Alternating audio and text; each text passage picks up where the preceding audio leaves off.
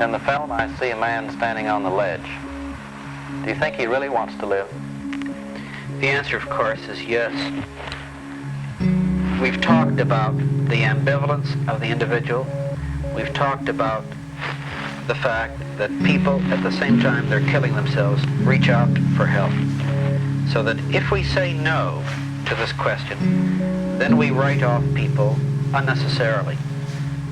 Further, this whole situation and what has happened to this person raises the question which is really implicit in this presentation. Namely, does one have a right to interfere with this kind of process?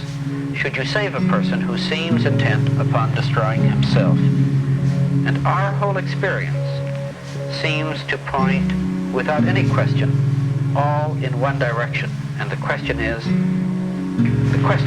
whether or not one has this right. The answer is one has this obligation.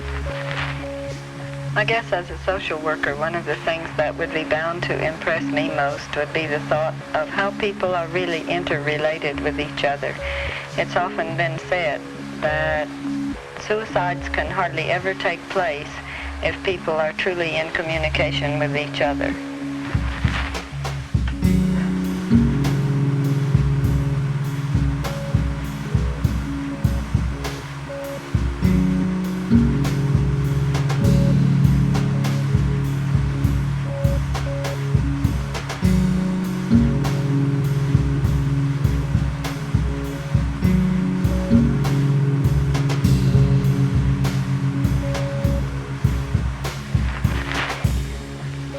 My interest in the problem of suicide is but one facet of an interest in what seems to me to be a larger, more encompassing problem.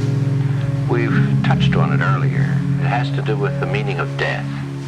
Death in the very largest sense. For the citizen seeing this film as we've seen it asks himself the question, what can I do about this?